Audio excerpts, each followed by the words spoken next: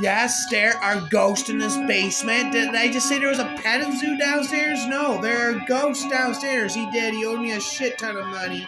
The 13 Ghost, the firstborn son, representing, rhyming infinitely for eternity, the loss of the firstborn male, typically seen throughout scripture, rapping forever, a ghost, a hunter, Cyrus, a criticos, capture the spirit of Billy Michaels. Little Billy, I loved Western movies, rapping for eternity, infinity, forever, never endingly, and showed excessive rage whenever his parents dared to pull him away from the television, rapping never ending for all the spitting.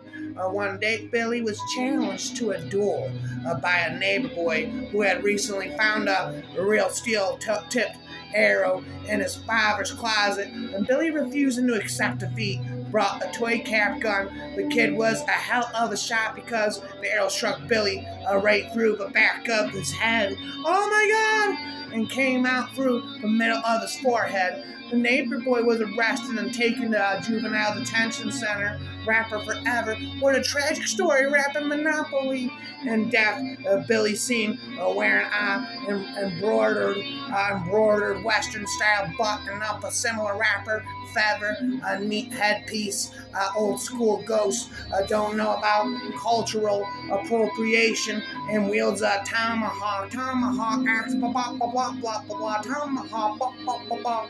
His name is most likely a reference to old West gunfighter Billy the Kid, and is representative of the Aries sign and the traditional zodiac rap maniac, insomniac. The firstborn son, blah, blah, blah, blah, exemplifies all of the negative traits of an Aries, such as being a stubborn, reckless daredevil and possessing a sense of youthful immaturity. The torso, loosely based on the victim's rapid, never-ending spitting tantrum of the real-life Cleveland torso murders. The torso is the captured spirit of Jimmy the Gambler, a Gambino, with a name that feels like a self-fulfilling prophecy. Gambino had a terrible rapple, razzle dazzle, purple snapple, hustle, shizzle, my nizzle bedazzle, for visits to the racetrack, rap after rap, and late night rhyme after rhyme after rhyme. Gambling and dive bars after a while. Gambino opened his own book and business, rapping relentless, obsessed with about the same way an alcoholic should never be a bartender. Gambino's addiction got in the way of his payoffs. Gambino quickly became known as the man who would never turn down a bet. His reputation put him on the radar of monster Larry Finger, that Tinto, who propositioned Jimmy with a bet over a boxing match. Jimmy's fighter lost the match, and with no money to his name to pay for his losses, he fainted. When that Tito's men come to collect and found Gambino unconscious and without the means to hold up his end of the bargain. Yes, there are ghosts downstairs. They took care of him the hard way. Valetilo's men cut Jimmy into pieces, wrapped him into a cellophane, wraps away the bound woman. With a story resembling a typical urban legend shared around the campfire. Rapper forever, the bound woman centers on the ghost of Susanna LeGros and a privileged teenager. There's the withered lover. If you're looking for a scare, look elsewhere. Why is the smoke alarm going off? As the story of the withered lover is one of a tragedy. Jane Criticos was the loving wife of Arthur Criticos. I'm loving about you. And the mother of their children, Bobby and Kathy. Jean was the right to sell your fault. Wonderful mother who was well loved by her family, but on a tragic night, a stray log rolled out of the fireplace in the family home, and ignited a Christmas tree. Arthur ran to save Bobby and Kathy, assuming that Jean would run outside to safety, but she did not, and they left her, and the left side of her body was horribly burned in the fire. The family took her to St. Luke's Hospital, where she sadly died from her injuries, despite her violent demise. Gene was likely the only member, rapper forever, spitter, never stopped rapping, never. Tried her best to protect the family. A ghost jail, she said, did her best to protect them all from danger and keep them safe from the mere malicious spirits. The withered lover is the traditional zodiac equivalent to Cancer, represented by her motherly, intuitive, compassionate, sensitive, and emotional nature. The Torn Prince, a Royce Clayton story, sounds like something ripped straight out of an episode of Are You Afraid of the Dark? Born in 1940, Royce was a gifted high school baseball player with a bad case of narcissism, an anti-establishmentarian, supercalifragilisticexpialidocious, a ferocious and a superiority complex with elite colleges all over the country scouting him and promising to take him away from the simple life in a small town. Clayton felt invincible. All of that changed, however, when a local greaser named Johnny challenged Royce to a drag race. Royce agreed to the race in his prized hot rod, but that pesky Johnny had cut the brake line. Royce seemed to do okay in the first half, but was unable to handle a dangerous turn and drove off the cliff, flipping the car 3 times before it burst into an inferno. The Angry Princess, another tragic tale. The 6th member of the Black Zodiac is the Angry Princess. In life, Diana Newman was considered by many to be one of the most beautiful women in the world. Unfortunately, mirror on the wall, who is the fairest woman of them all?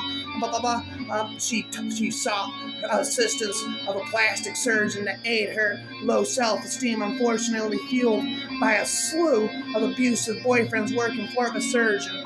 Dana received payment in the form of breast implants, multiple nose jobs, and a laundry list of other needless body modification procedures. After Dana was left working alone one night, she attempted to perform surgery on herself to mend an imaginary imperfection, but the procedure failed and Dana was left blinded in one eye. Oh my, mama lions and tigers and bears, oh my. With her beauty seemingly destroyed, Dana's self-loathing became too much to bear, and she died by suicide in her bathtub. The Pilgrimess, another story based on real-life history. The Pilgrimess is the ghost of Isabella Smith.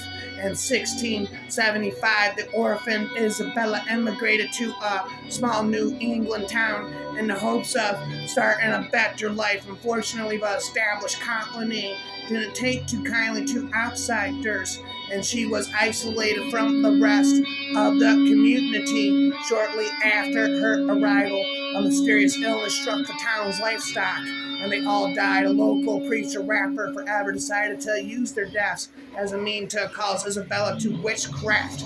Despite her pleas of innocence, the preacher suddenly fell ill, and this horrified the town into believing that she was in fact a witch. Burn the bitch! This bitch is a witch. Burn the dumb bitch! This bitch is a witch. The great child and the dire mother, the 8th and 9th ghost of the Black Zodiac, come in the form of the mother-son duo, Margaret and Harold Shelbourne. Margaret was a little person who worked as a sideshow attraction in a traveling demonic carnival, but became pregnant after she was sexually assaulted by the tall man. Regardless, rhyme after rhyme, the hammer. While the story of the George Markley may not be directly inspired by a living person, his tragic demise sounds unfortunately similar to some of the more disgusting events in American history. X, put your mouth on the fucking curb, I said. George Markley was an honest, hard-working blacksmith, but as one of the only black men in town, found himself suspected of theft by a local man named Nathan. The man threatened to run George out of town, but knowing his innocence, stood up for himself and refused to move to a new town. Furious Nathan and a gang of buddies lynched George's wife and children in retaliation as a means of sending George a message that he'd better leave or else suffer a similar fate. A devastated George tackled down Nathan and his friend and beat them to death with his sledgehammer. A bludgeoning man with a fucking sledgehammer. When the town got word of what had happened, George was taken by an angry mob to a shop where they tied him to a tree and upon a railroad spike throughout his body with his own sledgehammer. In one final act of horrific racism, the townspeople chopped off George's hand and replaced it with his own sledgehammer. The Jackal Man, the Charlie Manson of ghosts, the Jackal's out. Screw the kid, man. We need to get out of here. Arguably the most easily identifiable and terrifying ghost of them all, the Jekyll, the Charlie Manson of ghost, tells a twisted tale of Ryan Kahn. Born to a sex worker sometime in 1887, Ryan Kahn was a raging misogynist with a demented and satiable lust for women. He spent his life on Earth as a serial sexual predator, a rhymer forever, with a tendency to attack, rape, and murder random women walking home late at night, or the full-service sex workers just trying to do the work in peace. Recognizing that his animalistic tendencies were a severe problem, Ryan Kahn willingly committed himself to a Bournewood asylum. Unfortunately, the treatment was unsuccessful. Ryan slowly lost any grasp he once had on reality. My face is melting for eternity. He scratched at the walls in a cell so violently that he shredded off his fingernails. And the frequent clawing, there's like rhyming forever, there's spitting rapping forever. And one day Ryan attacked a nurse, forcing the orderlies to confine him to a straitjacket, electing to tighten it whenever he acted out. Well, Ryan acted out frequently, and with every tightening of the jacket, his limbs continued to bend and contort. He eventually gnawed through the straitjacket, forcing the doctors to trap his head in a primitive head cage and keep him locked in isolated darkness in the basement of the asylum. Oh my God, my face is melting. Sometimes I can't not feel my face.